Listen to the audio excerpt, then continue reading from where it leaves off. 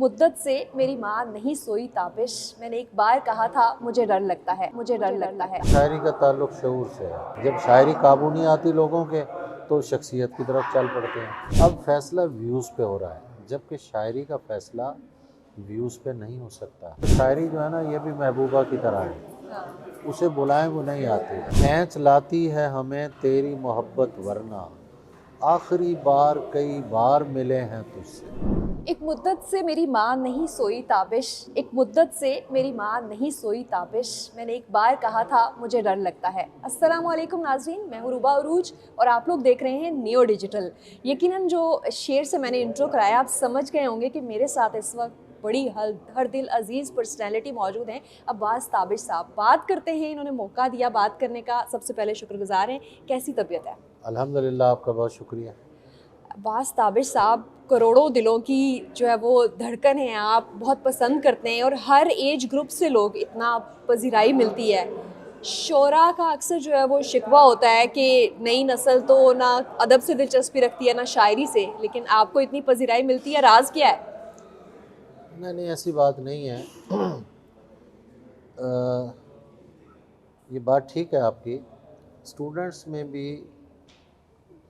अच्छे शेर से मोहब्बत करने वाले बच्चे जो होते हैं वो हर दौर में रहे हैं। अगर हम ये तवक्को रखें कि पूरी यूनिवर्सिटी के बच्चे बाज़ौक़ हो जाएं, ऐसा नहीं होता। तो वो बच्चे हैं जो मिलते हैं और अल्हम्दुलिल्लाह जब यूनिवर्सिटी से बाहर चले जाते हैं तो उसके बाद भी मेरे साथ जुड़े हुए जो हैं वो यकीनन बेशुमार लोग हैं। जब उन्होंने मुझे फ़ॉलो किया, उस ज़माने में वो स्टूडेंट्स थे, अब वो बड़ी उम्रों के हैं, तो उनकी जगह आने वाले नए बच्चे जो हैं वो भी फॉलो करते हैं और बहुत अच्छा है, अल्हम्दुलिल्लाह, शुक्र है अल्लाह का। कोई ख़ास ब्लेसिंग है आपको लगता है आप पे? देखिए, मैं हमेशा दुआ करता हूँ कि अल्लाह करीम ऐसी शायरी दे जो ख़वास और अवाम दोनों में पसंद हो, जो हर एज ग्रुप में पसंद की जाए। क्योंकि हम हैं रिवायत को पढ़ने वाले और समझने वाले लोग। मीर साहब ने कहा था कि शेर मेरे हैं गो ख़वास पसंद, पर मुझे गुफ्तगू अवाम से है। क्या बात है। कि यानी ख़वास जो हैं वो भी शेर को पसंद करें और अवाम भी करें। तो वो अल्हम्दुलिल्लाह I am a blessed person, करम है अल्लाह का। ख़वास जो हैं वो भी बहुत मोहब्बत देते हैं और आम। आप बहुत से शायरों के उस्ताद भी हैं, आपने बहुत से लोगों को शायरी की तरफ जो है वो लेके भी आए। जानना चाहूँगी कि वो क्या एक ख़ास कैफ़ियत होती है जिसमें शायर जो है वो शेर कह डालता है? क्योंकि बहुत गलतफ़हमियाँ पाई जाती हैं कि शेर एक स्पेसिफ़िक कंडीशन में, मदहोश हालत में या फिर कुछ जो है वो चीज़ इस्तेमाल करके शायरी करता है। हकीकत क्या है? ऐसी बात नहीं है, शायरी का ताल्लुक शऊर से है। जो लोग समझते हैं ना वो हालत मदहोशी में शेर कहे जाते हैं, बेवकूफ़ हैं, ऐसी बात नहीं है। इल्ज़ामात लगते हैं जो हाँ, नहीं लिया, अल्लामा इकबाल तक पे इल्ज़ाम लगा। देखिए बात पता क्या है, ये इल्ज़ाम लगाने वाले बहुत लोग होते हैं। देखिए बात पता है, कोई अगर शायर मदहोश होता है तो ये उसका ज़ाती फ़ेल है, और ज़ाती फ़ेल जो होता है मैं समझता हूँ कि किसी को हक़ नहीं है कि उस पर इल्ज़ाम लगाए। आपको उसकी शायरी से गरज होनी चाहिए। अल्लामा इकबाल तो खैर गलत इल्ज़ाम है उन पे, ऐसा कुछ नहीं वो करते थे, लेकिन अल्लामा से बड़ा शायर कौन है भाई? आप शायरी की तरफ आइए ना। जब शायरी काबू नहीं आती लोगों के तो शख्सियत की तरफ चल पड़ते हैं। अब जैसे जॉन है जो काबू नहीं आ रहा, उसकी शोहरत जो है हर आने वाले दिन में और बढ़ती चली जा रही है। तो उसे काबू करने का एक ही तरीका है कि उसकी ज़ात पर अटैक किया जाए। तो मैं ख़ुद भी इस तरह की चीज़ें भुगतता हूँ कि मैं तो कंट्रोवर्सी में पढ़ता भी नहीं हूँ और ना पसंद करता हूँ। मैं कहता हूँ यार, शायरी मेरी जैसी भी है अल्लाह की अता है, लोग मोहब्बत करते हैं। आपको नहीं समझ आती तो कम से कम शख्सियत की तरफ रुख ना करें। ठीक है। हर आदमी की अपनी एक लाइफ होती है, मैं कभी किसी की प्राइवेट लाइफ में दखल अंदाज नहीं होता। अच्छा, एक दौर था कि लोग कोई शेर सुनते थे और फिर पूछते थे ये आपका शेर है? अच्छा, आप इस शेर के खालिक हैं, लेकिन आज पर्सनैलिटीज़ ज़्यादा डोमिनेट हैं शायरी के बजाय, जो नई नस्ल आ रही है। क्या कहेंगे इस पे? देखिए ये बिल्कुल दुरुस्त बात है कि पहले ये होता था कि किसी के बारे में हम कहें ना कि ये अच्छा शायर है तो लोग कहते थे शेर सुनाए। अब अगर कहा जाए ना ये अच्छा शायर है तो लोग पूछते हैं इसके कितने फॉलोअर्स हैं, क्या बात। कितने व्यूज़ हैं। तो अब फैसला व्यूज़ पे हो रहा है, जबकि शायरी का फैसला व्यूज़ पे नहीं हो सकता, फॉलोअर्स पे नहीं हो सकता। शायरी का फैसला शेर पे होता है, और शेर भी वो जो मुशायरे और किताब दोनों में अपनी हैसियत को मनवाए। हमारे बहुत से यूथ के लोग हैं जो समझते हैं कि डिजिटल वर्ल्ड है, इसमें तो किताब छापने की ज़रूरत नहीं है। मेरा स्टांस है कि ज़रूरत है। ठीक। शायर का फ़ैसला किताब से होता है। उसकी वजह पता है क्या है? मुशायरे में सारे शायर वही सुनी सुनाई चीज़ें जो हैं वो दोबारा सुना देते हैं। ठीक। आप किसी भी शायर की वीडियोस देखना शुरू कर दें तो वही चीज़ें जो एक उन्होंने कैसेट तैयार की हुई है वो हर जगह सुना देते हैं। रिपीट होती हैं। तो भाई वो तो हमने सुन ली है। वो कितनी चीज़ें होती हैं, 8, 10, 15। तो क्या शायर का टोटल वर्क जो है वो 15 चीज़ें हैं? नहीं, सब है। तो इन टोटलिटी हम चाहते हैं, लोग भी चाहते हैं जो बाज़ौक़ हज़रात हैं, कि किताब उन तक आए, देखें कि एक शेर जो पढ़ते हुए परफॉर्मेंस के साथ बड़ा अच्छा लग रहा था, क्या किताब में वो अच्छा लग रहा है कि नहीं लग रहा है। तो किताब से ही फैसला है। अच्छा, इस शायरों के बारे में एक और बड़ी अवहाम पाया जाता है, और बहुत से हमने एग्जांपल्स भी देखी कि वो एक फैमिली ओरिएंटेड पर्सन्स हो ही नहीं सकते। जैसे कि लोग शिकायत करते हैं कि एक अच्छा शायर कभी अच्छा बाप, अच्छा शोहर बन ही नहीं सकता, फैमिली अच्छी बना ही नहीं सकता, वो तो मुराकबे की हालत में रहता है। आपका तजुर्बा क्या है और पर्सनल लाइफ क्या है?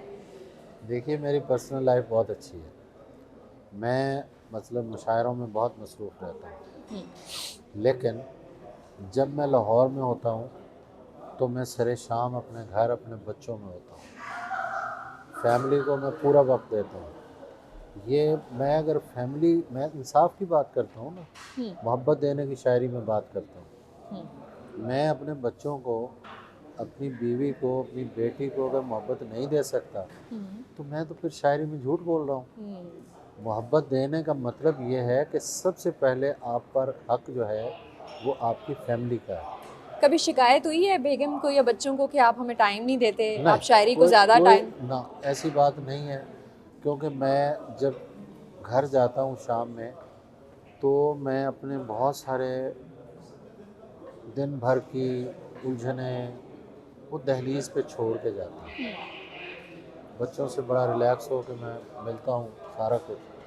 उसके बाद एक्चुअली हमारे शोरा करते क्या हैं, वो घर में भी शायर होते हैं।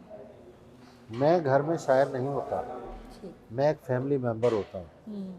मैं रात को 4 बजे उठ के, जब बच्चे सोए होते हैं, मैं उस वक्त पढ़ता भी हूँ, उस वक्त लिखता भी हूँ। वो मेरा शायरी का एक तख्लीक का वक्त होता है। तहज्जुद का वक्त होता है, बड़ा तो अहम वो वक्त। अल्हम्दुलिल्लाह बड़ा हजूरी का वक्त होता है, उसमें मैं लिखता हूँ, और मेरी ये रूटीन कई बरस से है। अच्छा, फिलबदी हर वक्त जब भी बैठते हैं एक निशिस्त में शेर कह देते हैं, या मुश्किल भी होती है, कभी होता है आमद नहीं हो रही? देखिए, ये आमद जो है ना, ये एक चीज़ है, इसे मैं कहता हूँ मूड का होना। कि बाज़ औक़ात हम सोचते रहते हैं शेर नहीं होता, जब सोने लगता हूँ तो नींद नहीं आती और शेर आना शुरू हो जाते हैं। तो मैं अमूमन कहता हूँ कि शायरी जो है ना, ये भी महबूबा की तरह है, उसे बुलाएं वो नहीं आती, जब आप उससे पीछे हट जाएं तो फिर वो अचानक आ जाती है। तो शायरी भी इसी तरह जो है ना, हमारे साथ महबूबाओं वाला खेल जो है वो खेलता है। क्या बात है, खूबसूरत बात। अच्छा, शायर का इंटरव्यू पूरा जो है वो बगैर अशार कहे गुजर जाए तो लोग खासा माइंड कर जाते हैं, स्पेशली आपके चाहने वाले। तो सबसे फेवरेट अपना कोई मजमुआ अपना, या जो आपको बहुत पसंद हो? देखिए, बात यह है कि मैं हमेशा हर इंटरव्यू में कहता हूँ कि ऐसा शेर जिसे मैं कह सकूँ कि मैंने ये शेर कहा है, वो अभी कहा नहीं मैंने। अच्छा, अभी तक अपना कोई फेवरेट नहीं है? ना, मेरा नहीं है। मैं इसीलिए बस मजबूरन आप कह दें कि मैं 2 शेर सुना दूँगा। जी जी, प्लीज़। हाँ, लेकिन कोई ये कह के कि जी ये मेरे बहुत पसंदीदा शेर है, नहीं है। क्योंकि मैं हमेशा दुआ करता हूँ कि मैं आखिरी सांस तक शेर लिखता रहूँ, कि अल्लाह ताला मुझे क्रिएटिव रखे, क्योंकि मैं नेगेटिविटीज़ में नहीं पढ़ता, ठीक। और उससे अल्लाह दूर रखे। क्योंकि शायरी मोहब्बत की बात है। इसमें हम जब नेगेटिविटी को मिला देते हैं ना तो शायरी भी पोल्यूटेड हो जाती है। ये हो नहीं सकता कि मैं अंदर से मोहब्बत नहीं करता और मैं शायरी मोहब्बत की करूँ। हमारे बहुत से लोग हैं माजी करीब में भी, अब भी हैं कई, वो उठते बैठते मोहब्बत मोहब्बत पुकारते हैं। उनकी अपनी ज़िंदगियां देख लें तो उनमें कहीं मोहब्बत नज़र नहीं आती। तो ये जो तज़ाद है ये तख्लीक के लिए बहुत मुज़र है, बहुत ख़िलाफ़ है तख्लीक। तो मैं बस एक शेर सुना देता हूँ। खींच लाती है हमें तेरी मोहब्बत वरना, खींच लाती है हमें तेरी मोहब्बत वरना, आखिरी बार कई बार मिले हैं तुझसे। क्या बात है। अच्छा, कोई फेवरेट किसी और का मजमुआ या कोई शायर जो कि आपको बहुत मुतासिर करते भाई हो? मेरे फेवरेट बहुत शायर हैं। मसला ये है कि अगर आप कहें कि कोई एक फेवरेट शायर बताऊं तो वो नहीं मैं बता सकता, कोई होती है ना कोई ऐसा क्योंकि कलाम जिस पे बंदा रुक जाता है कि ये था। वो बेशुमार कलाम है। आपके पास वक्त नहीं होगा, कभी इंटरव्यू के अलावा आप तशरीफ़ लाएं, मैं इंशाल्लाह जितनी शायरी कहेंगे मैं अपनी अच्छा, पसंदीदा एक शायरी। शेर हमारे देखने वालों के लिए और स्पेशली जो नौजवान हमें देख रहे हैं, नई नस्ल, उनके लिए, बस फिर हम एंड करेंगे। नौजवानों के लिए शेर। आज देखा है तुझको देर के बाद, आज देखा है तुझको देर के बाद, आज का दिन गुज़र न जाए कहीं, न मिला कर उदास लोगों से, हुस्न तेरा बिखर न जाए कहीं। क्या बात है। और लास्ट पे मुझे आपका एक शेर याद आया कि हर एक बात पे कहते हो कि तू क्या है। आप इसे काइंडली कंप्लीट अगर कर। ये तो गालिब का शेर है, मेरा नहीं है। हर एक बात पे कहते हो तुम कि तू क्या है, तुम ही कहो कि ये अंदाज़े गुफ्तगू क्या है। जी बहुत शुक्रिया। हमारे साथ अब्बास ताबिश साहब मौजूद थे और यकीनन आज के दौर में जो डिजिटल शायरी हम देखते हैं उनके दरमियान में इन्होंने हर नस्ल के जो नौजवान हैं और चाहे वो किसी भी एज ग्रुप से ताल्लुक़ रखते हैं उनके दिलों में अपनी जगह बनाई हुई है, और वो भी डिजिटल मीडिया या फिर डिजिटल शायरी का सहारा लिए बगैर। इनके साथ गुफ्तगू, इनका इंटरव्यू, इनका लाइफस्टाइल आपको कैसा लगा, कमेंट सेक्शन में अपनी राय का इजहार ज़रूर कीजिएगा।